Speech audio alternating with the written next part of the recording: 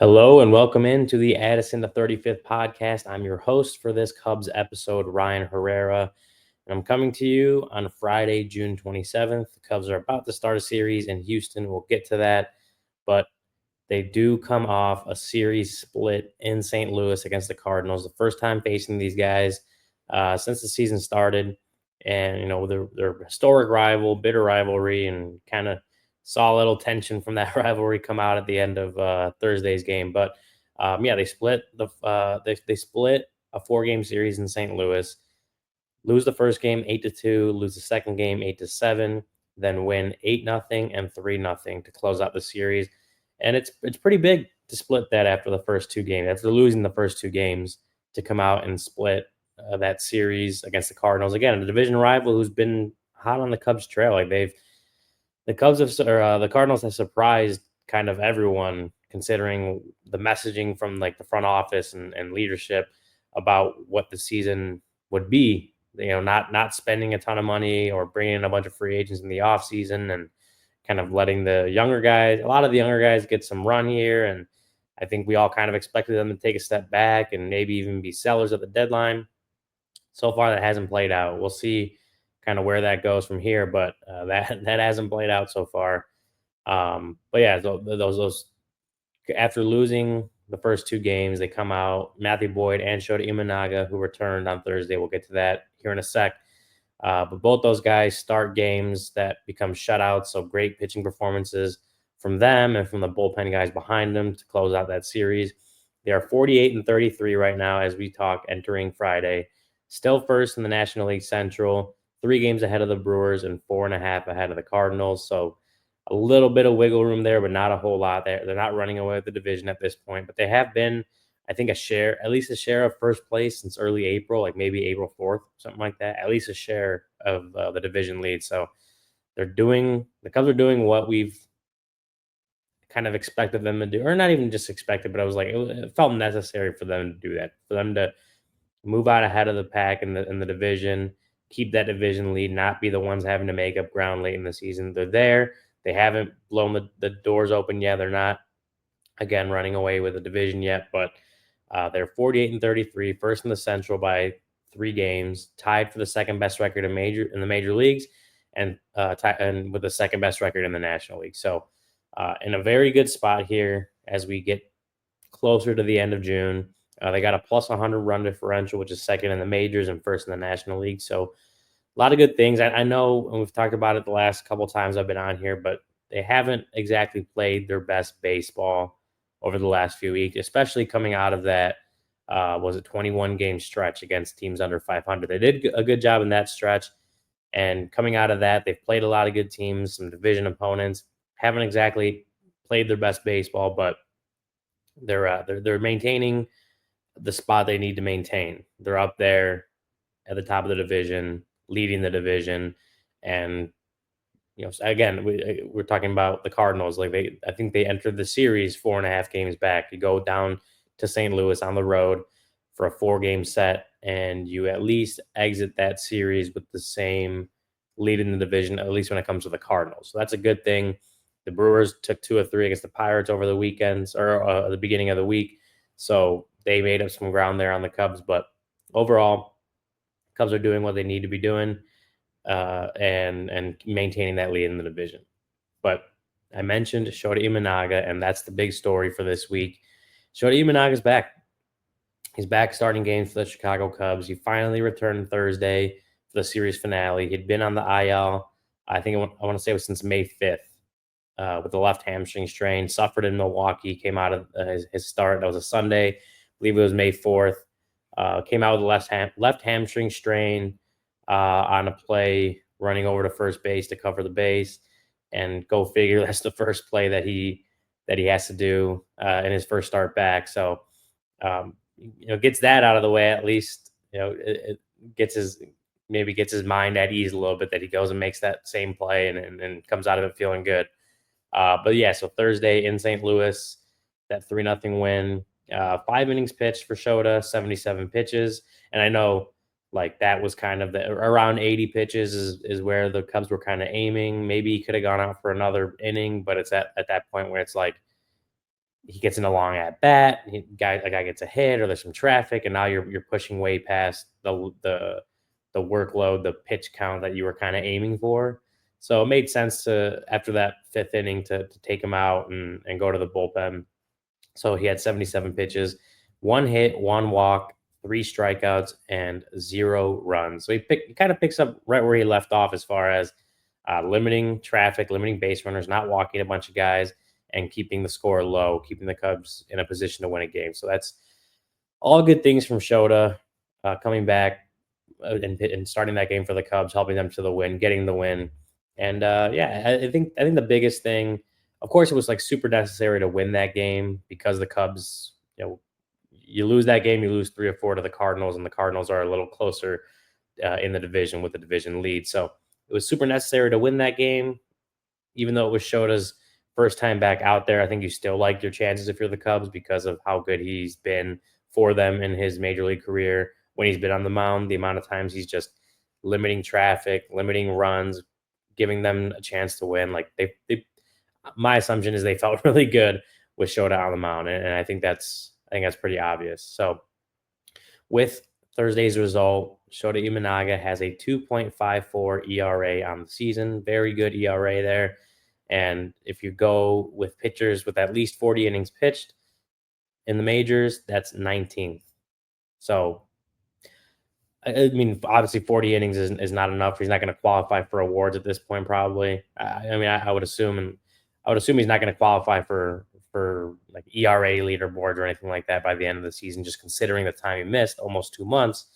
But when you're comparing it to guys with at least the amount of innings that Shota has, he has a 2.54 ERA on the season. So that's a pretty solid number. And as much as you missed Shota if you're the Cubs over that month and a half, 2 months that he was out, you can also look at it as like, well, that's 2 months that he wasn't going full out every 5 days, throwing, pitching in games. Like that's a month and a half, 2 months of kind of a fresh arm, of a fresh, really good arm. And again, you missed him in that stretch because he is, with Justin Steele out, he's your best starting pitcher. But maybe if you can think about it as if you're the Cubs and you're going down the stretch run later in the season, you have a relatively fresher Shota Imanaga than you would have had if he had been pitching the whole season. Like I don't think he ran out of gas last year. I think the Cubs. He was the only. I want to say the only pitcher on the active roster all season last year, and the Cubs did a good job uh, of limiting his workload, monitoring the workload, and even at the end of the season, that no hitter. I remember Craig Counsell talked about like taking him out after 7 no hit innings was for Shota's health, and so like he has the experience of making it through a full season healthy with the help of the coaching staff monitoring his workload and stuff like that. So it's not like you don't know if he can make it through a full season healthy yet, like he did it last year. But in one sense, it's like you're adding a guy who in September and maybe even in October is just fresher because there's less of a workload on his arm throughout the season than you would have had if he was pitching this whole last 2 months. And the rotation stepped up and did an overall pretty good job in his absence. So you weren't missing him so much to the point that you were losing a bunch of games because he wasn't there. So I think, I mean, obviously it's a bad thing to have lost him for as long as you did, but it's not the worst thing in the world because the rest of the rotation stepped up, and now you got a little bit of a fresher Shota, a healthier Shota moving forward here as we get to the end of June. Um, and then the other thing is like I think Ian Happ might have said this to reporters in St. Louis, but it's kind of like trading for a really good starter at this point in the season. Just with he's been out for so long, you're talking about trade deadline and adding pieces and adding stuff. Like the Cubs were doing pretty well, even with the rotation as it was, and now it's kind of like in a way, it's like you're adding a new starter into the rotation, and that's not to say the Cubs shouldn't go out and get starting pitching, shouldn't go out and get more depth there, and that's kind of something that Jed Hoyer's talked about is that pitching is going to be what they look at as we get closer to the trade deadline here in about a month. But it's in a way it's kind of like trading for another starting pitcher at this point in the season. May not be the what everyone wants to hear because everyone does want the Cubs to go and get more starting pitching, but in a way, it's like that, and you're getting a fresh Shota, you're getting a healthy Shota, and over these last 3 months of the season, that could be huge when it comes to how guys are feeling like in September. One thing I do want to point out with Shota, we knew he was a fly ball pitcher when he came in last season. He kind of did that whole thing, the fly ball. At least he was a well above average when it came to fly ball rate, and in a way, the Wrigley's ballpark and the way it played, Wrigley as a ballpark and the way it played to hitters and the wind blowing in constantly last year probably helped him a little bit when it came to keeping balls in the ballpark because he is a fly ball pitcher and he does so well at limiting traffic that you can live with that. But he has a fly ball pitcher, and I think the ballpark itself, his home ballpark, 80, he didn't pitch 81 games at Wrigley, but you're playing half your games at Wrigley. It probably helped him out a little bit in terms of keeping the ball in the ballpark. This season, Shota Imanaga has a 54.5% fly ball rate. The major league average is 38.3%. So he's again well above average when it comes to fly balls, giving up fly balls. They don't always lead to home runs, of course, but a lot of more often than not, the ball's going in the air on a fly ball for him.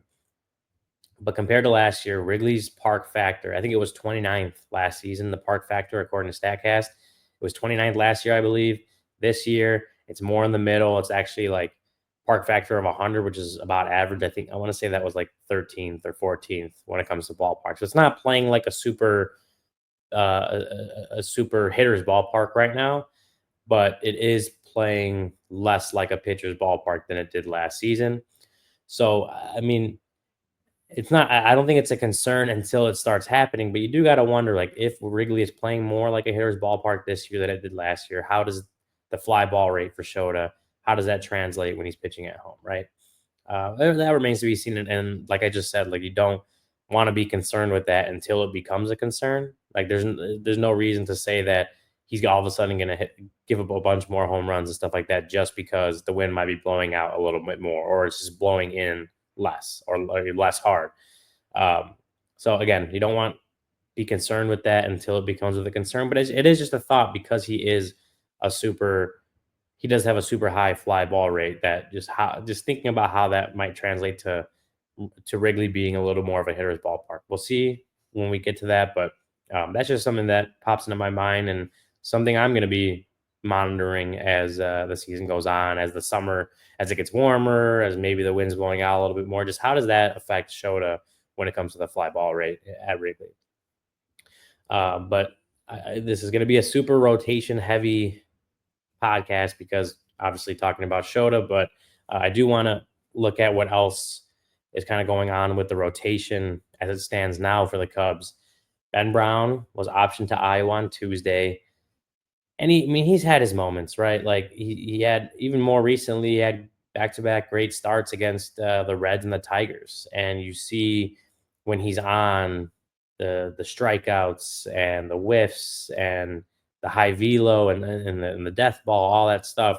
When he's on, he looks really good. But more recently, there's just been a lot more of him not being on, right? Like over his last 7 outings, he has a 7.65 ERA with 9 home runs allowed in just 37.2 innings pitched.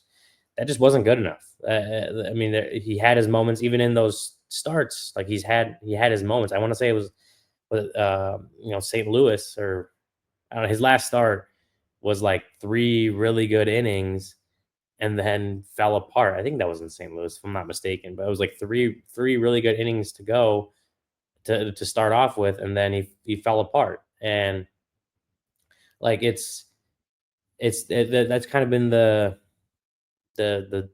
story of Ben Brown's season at this point is the really good flashes mixed in with just really low points. Yeah, he had great starts against the Reds and the Tigers mixed in, and yet he still has a 7.65 ERA in that stretch. So just overall not great for him. I think one of the things that you look at is he's over over 95% of his pitches are either four seam or curve. So I know he's mixed in a changeup, but it's just not been to a very high degree. And like you saw Justin Steele succeed with like 95% of two pitches a couple of years ago. Like had a really good season, a Cy Young caliber season with I want to say it was around 95% four seam slider, but he did a really good job. Like he didn't miss a lot. That was the thing with Justin Steele is he was good at hitting his spots. He had some deception there. I think he was able to play with a four seamer a little bit more, but a lot of it was he just wasn't making a lot of mistakes that season. Ben Brown, his problem is he does make mistakes. Like he does leave curveballs over the plate, or just he might be attacking the zone a little more, but sometimes he makes the mistakes too far over the heart of the zone, and those get hit out for home runs, or he gets hit really hard. I think one thing with Ben Brown is he was just making more mistakes than he could afford, and you saw it with some of those high totals, and you see it with the ERA over the last 7 outings. So I think him. I said it on the last episode, but I think him going down and staying stressed out at AAA, getting to work on things, working on that changeup, right, using it in a game setting in AAA, but maybe finding more success with it, more comfortability with it, and not having to do it in major league games where basically every pitch matters. Like I think that was the best route for the Cubs to take. I agreed with that route. I'm glad they took that route rather than moving him to the bullpen because I do think when you have a guy with the kind of potential he's shown as a starting pitcher, you don't just quit on that yet. You don't just move him to the bullpen and say, like, we're done with it. We're done with the experiment, especially when you're talking about pitching depth. So, starting pitching depth. So, I think that was the right move. And it will just kind of be, um, it remains to be seen kind of what he does when he's down there. I want to see him develop more confidence in the changeup and things like that. And obviously, just better feel for the pitches that he does throw a lot, not leaving a bunch of pitches over the heart of the plate. Like that's all going to matter. And I don't, I assume Ben Brown's going to be up again at some point. Injuries happen, underperformance happens, so you assume that he's going to be back up at some point. But those are the things that I'm looking to see, and I'm sure the Cubs are looking to see when he's down in AAA, especially with the changeup. If you can add a third pitch that he's confident in, that's going to expand his repertoire, expand what hitters have to be, cognizant of when he's on the mound. And I think that's just going to be really beneficial for him if he can get to that pitch to a place where he's comfortable throwing it more often in a Major League Baseball game. As far as the rest of the rotation goes, Colin Ray remains in there. But over his last 6 outings, he's also got a 7.11 ERA with 9 home runs in 31.2 innings pitched. And Colin Ray is another guy that the he had been pitching so well for the Cubs, especially when you're talking about, um, coming in as entering the rotation as Justin Steele's replacement when Justin Steele went down really early in the season.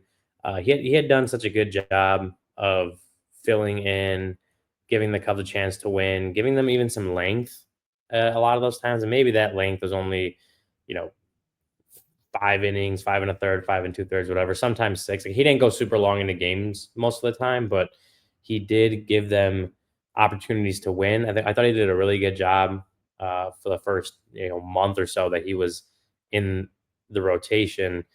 Obviously, more recently, like I said, 6 innings or 6 outings, 7.11 ERA, 9 home runs, and 31.2 innings pitched. So maybe there's that natural point of regression where a guy was just doing super well, better than we all kind of expected, and maybe just regressing to closer to a point that we kind of thought that he would be at. So he's another one where he's still had some solid starts mixed in there, solid outings mixed in there, but he's gotten blown up on a few times too. So we'll see what happens with Colin Ray and where things go with him.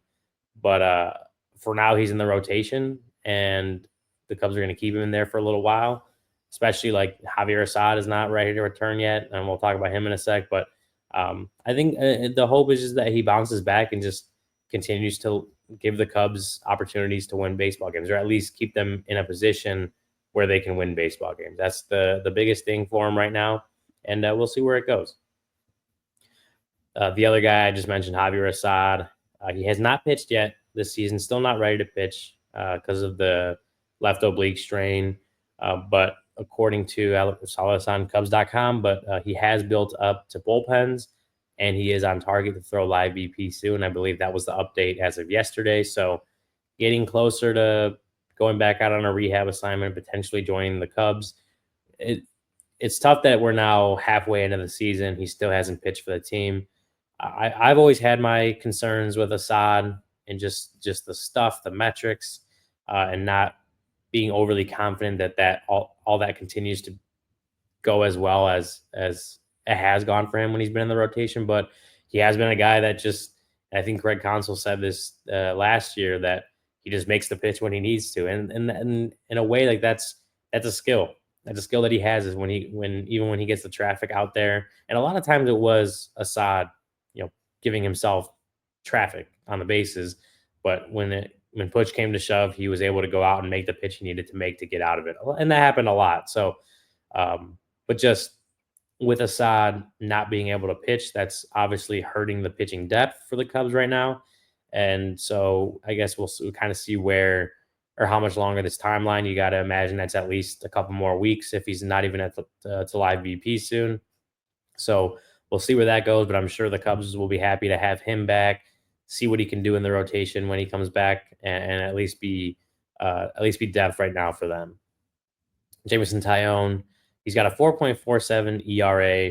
He's tied for 13th with 10 quality starts. And I know there's, especially in the media with Tyone, like there's just, or not Tyone specifically, but just like there are the haters, I guess, of like what quality starts mean. And I know quality start has its flaws, right? Like it does have its flaws, because you could pitch 8 innings and give up 4 runs, and that's not a quality start, right? So it does have its flaws, but obviously, if you're throwing a quality start, you're at least pitching 6 innings. So getting your team deep in the game, not having to go to the bullpen, and giving and giving up 3 or fewer runs. So that, which means that at that point, that means your team is no more than 3 runs away, which means the other team, if you're down 3 runs, the other team is still having to go and use their bullpen arms. Their high leverage bullpen arms. They're more important bullpen arms, right? So quality start matters.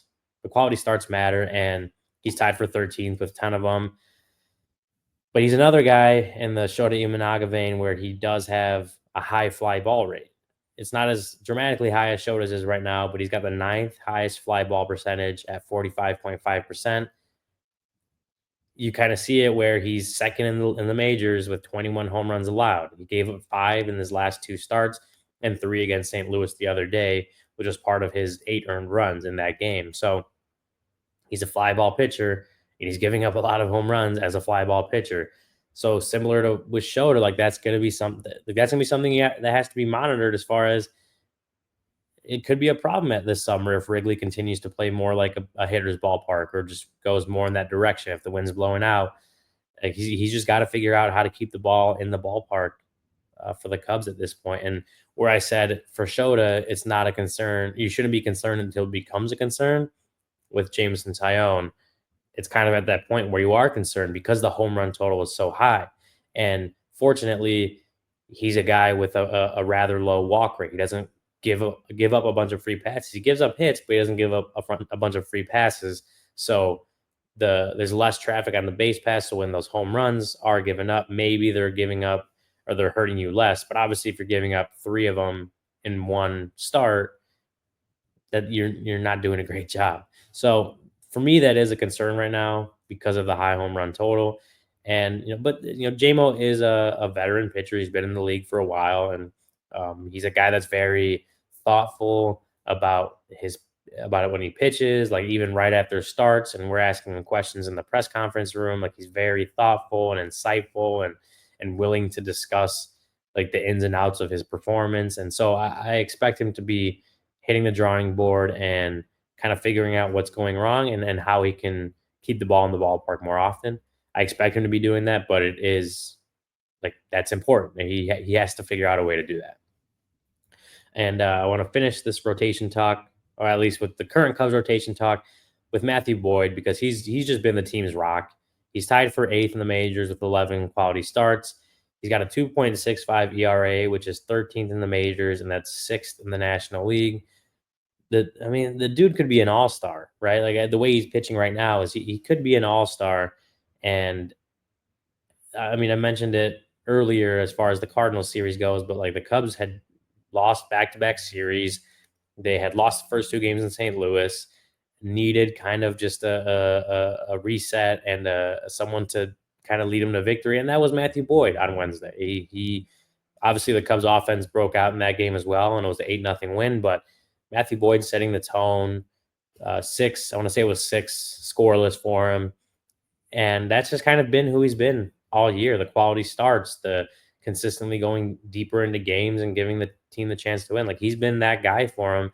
And while Shota, I think on paper and just in general is the has been you would say is the Cubs' best pitcher. Like Matthew Boyd has performed as the Cubs' best pitcher so far, and I think that's been um, a super big thing for him as far as he's a guy that has missed a lot of time over the last few seasons, and that's one main thing is the trick now is him staying healthy. He's already thrown 91 and two-thirds innings pitched, which is already well more than he threw and he has thrown in any season since 2019. So it has been a while since he's had this kind of workload, and a workload that's going to increase as we get deeper into the season. So the trick is staying healthy. But this is a guy that's been the Cubs' best pitcher this year, the most important starting pitcher this year. Could be an all-star for him if things fall in his favor. And when you're looking at that 2-year, $29 million contract that he signed in the offseason, that's a huge get, a huge identifier, or huge guy to identify for Jed Hoyer and that group, that front office, and bringing him in and seeing the way he's performed since. I also somehow forgot about Cade Horton. We're going to talk about the rotation, but he's overall pitched well. I think the way he's pitched and looked and the kind of moxie and confidence he's shown on the mound has allowed him. I mean, you're looking at between the Cubs, who they sent down between Ben Brown and Cade Horton. They picked Ben Brown to send down, which is obviously on one hand is kind of a reflection of the way Ben Brown has pitched, especially recently. But it also is a reflection on the fact that Cade Horton's come up when they needed him and done a pretty good job as a first time major leaguer to the point where the Cubs are comfortable keeping him in the rotation, keeping him in the big leagues because they're confident he can keep going out and giving them opportunities to win. So it's good for Cade Horton the way he's pitched so far. I don't think his numbers jump off the board right now, right? Like he's not going out and dominating every team that he plays, but he's doing a good enough job where the Cubs are comfortable having him in the rotation moving forward, especially now that Shota's back. So props to Cade Horton. You know, a lot of hype behind him for good reason, and he's showing you why. But as we get, we're about a little over a month now until the trade deadline. So as we get closer to that, you have to kind of look at who's out there trade target wise. I'm not going to go too deep into it. I'll start doing that once we hit July. But more recently, Ken Rosenthal of The Athletic had said the Cubs already inquired about Sandy Alcantara and Edward Cabrera. Alcantara hasn't been great this year, but he does have a 2.74 ERA in June. So he is turning things around for himself and for like for the Marlins, obviously, as far as now he's becoming a better and better trade chip, which means the price is probably going to rise if he stays on this role. Then Edward Cabrera has a 3.78 ERA on the season and a 2.36 ERA since the start of May. So similar vein, like he's getting, or he's actually, I mean, he's been on a roll since the start of May. So another guy that the Cubs are inquiring about, I guess. But we'll see. We'll kind of see where they go with that. I don't know any specifics on, what the Marlins are looking for if they're trading either of those guys. Like that's always a question mark when it comes to teams and what they value and what they need, especially when it's teams. Like I'm gonna be honest, I don't watch the Marlins that much, so especially when it comes to teams like that where I just don't know a whole lot about and what they're looking for. I don't like to make or speculate on what it's going to cost to get those arms from that team, right? I just don't know, and so I won't do that right now. But I'm sure the more that we get into trade season, more of that, like what a return package would look like, comes into play, and I'll have some more analysis when I start to see more of those.